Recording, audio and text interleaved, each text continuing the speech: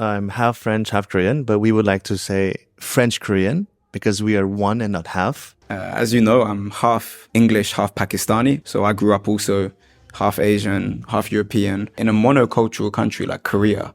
Could you speak about how that experience was? Wow, deep question. Well, my childhood was charged. It was quite painful in a certain sense. It was eventful. There were beautiful moments. But at the same time, I'm born in 91. So I was born in a time when mixed families were rare. It was a bit hostile at first as at youth. 100% foreigners would not consider me as their own. If I say foreigner, let's say French. If I'm in a French, with the French people, they will consider me Asian. I don't want to say the word, but they will consider me Asian. And amongst Koreans, I will be considered a mixed or a foreigner. So only in that sense, it creates xenophobia or the difference, making them, a little bit at unease. So that was very difficult to cope with. My father and mother met. They loved each other and I was born. So I just decided to do what I can do best, which is to persevere and to try to learn both cultures at the same time.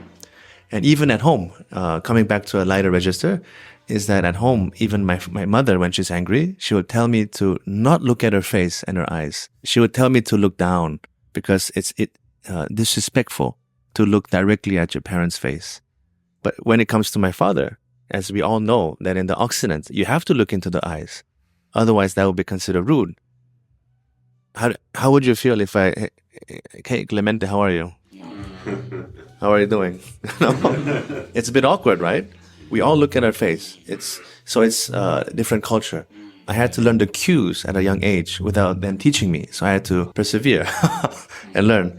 But it helped me understand other cultures and absorb even faster through this painful moment. So I don't only look at it as a negative thing, but as something a catalyst that has changed me internally. For sure. I mean, that's so relatable because I grew up in a very white English area.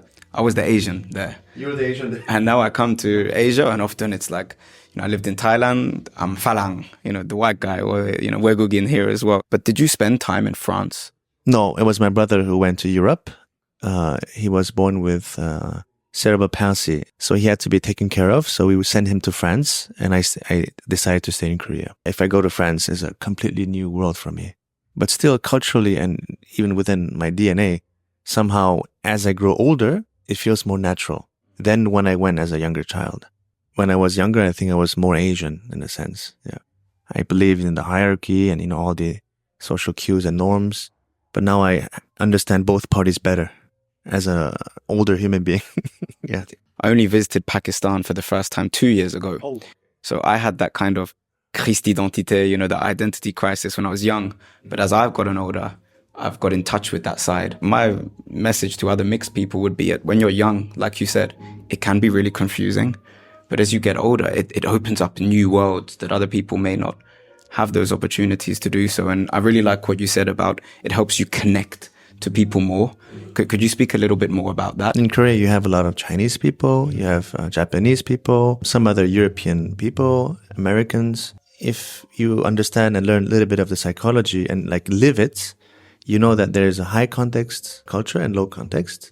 And in that sense, for me, having lived both in my youth helps me understand how to communicate with them better.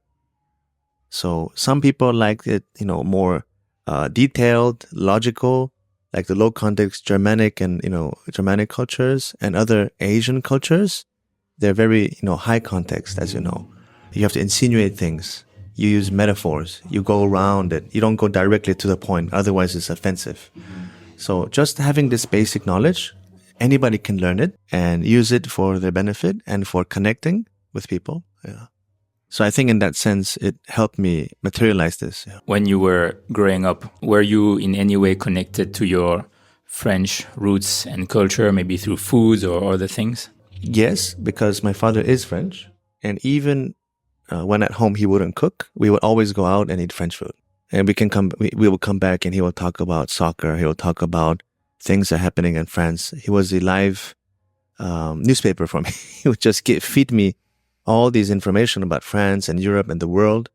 And he was basically French, but pied noir. So his father was from Algeria. He fled and went there during the war and came back.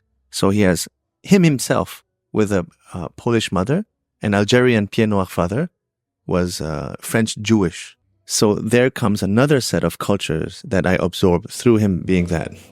So yeah, it was really, really crazy and incredible. What do you think are some of the best aspects of Korean culture and the best aspects of French culture? Wow, that's a difficult question. I think the best thing is within Korea and the Asian culture is that there's a sense of respect. There's a sense of duty. Doesn't mean that it doesn't exist in the Occident, but it's more prevalent. It's very important. A sense of hierarchy, I guess. And these things are, I think, are somehow very important in corporate structure and in life, but not in the military pseudo-Confucianist way, but the real, true, holistic Confucianist way.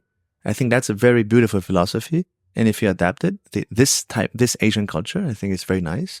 But when I say Asian, it's, Confucianism is from China, but this type of culture really helped me understand where I am, who I am, within the cosmos and amongst human beings, and what I should do best now at this moment.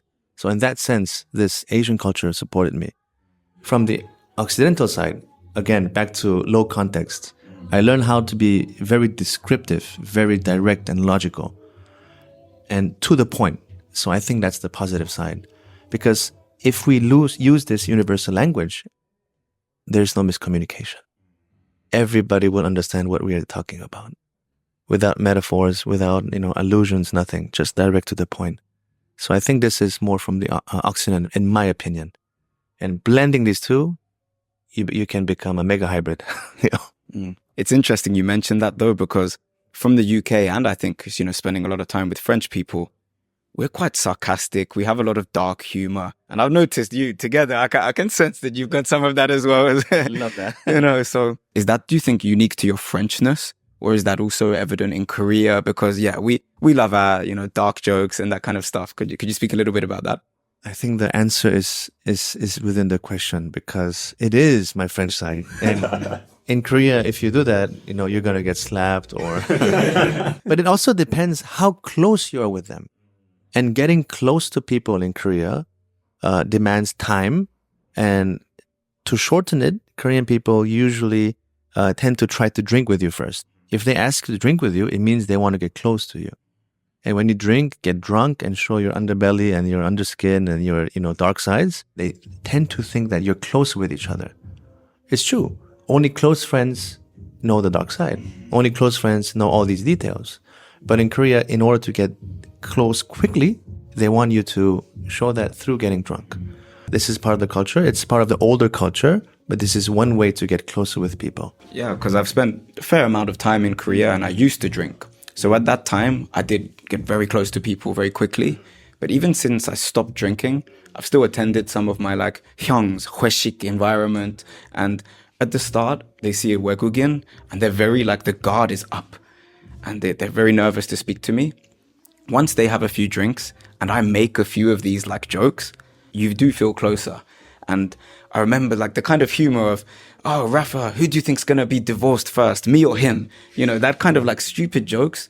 That's when I genuinely feel closest with my Korean friends. When they're confident enough to make jokes about me, I feel like it's the same in the UK. That's a sign of our affection. Brotherly bonding and teasing each other. We call it banter in English. And I think close Koreans have that banter as well, through my observations. Yes, I think you're right. Usually in the workspace and generally in the streets and amongst people who are not very close with each other, it doesn't exist. Okay. With a Korean person, you need to go to a few 회식s, you need to get close to each other. It takes time, but we're all human beings in the end.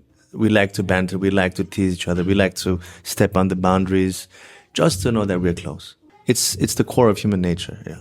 Just to go back on growing up, your experience growing up here, you mentioned that you faced some challenges. Is there any advice that you could give to young people who might be watching the video and are going through some of the things that you have been through as well? To not hide in your shell. Don't stay at home. Don't try to figure this out all by yourself. Seek for advice. Seek for help. I'm not telling you to go to the hospital, but seek for other people who are multicultural, who are similar to you. and listen to them, learn from them. And there's so many case studies, so many things that they've already done in their life that could be very beneficial for them overcoming problems they're probably facing right now. And another thing is to be open even more. You know, it's a gift and somehow a curse, but it's a double-edged sword, so you're the sharpest. So if you look at it in the right way, it can be very beneficial. So with greater responsibility, you have, you know, more weight on your shoulder. So I think you have to see it as in a positive light and, you know, just grind and be open and communicate with people and always smile and take things with a grain of salt. And the world is beautiful, but also not so beautiful at the same time. I think for every human being, it's the same.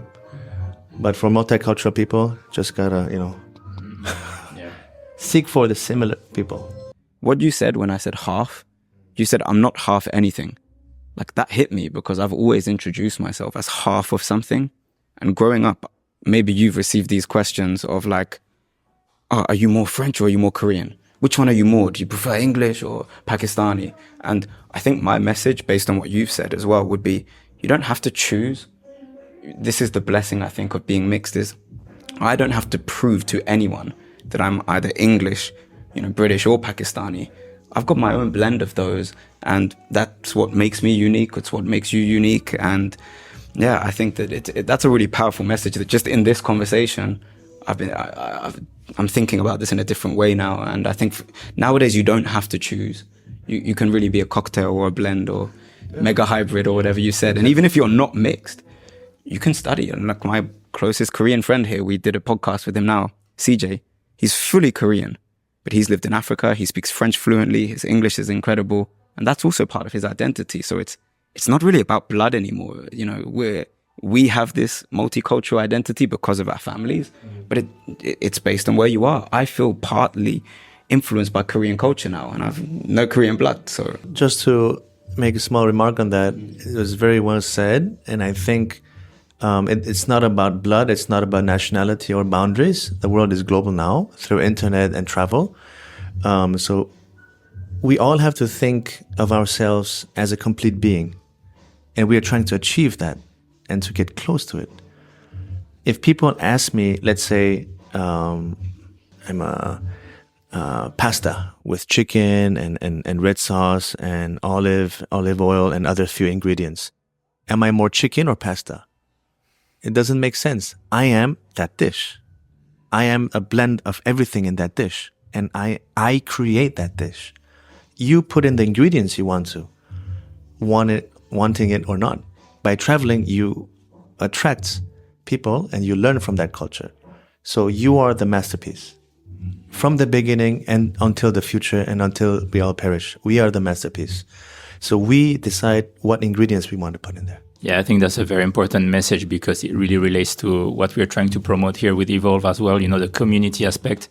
So, you know, we encourage people to embrace who they are, but also to embrace, you know, others, you know, because we all benefited from each other in this room, the four of us. And that's something that we really want to promote. So that's a very good message, yeah. 이번 영상 함께 같이 하게 돼서 정말 감사합니다. 그리고 à la prochaine fois. Merci beaucoup. On est très, très reconnaissants.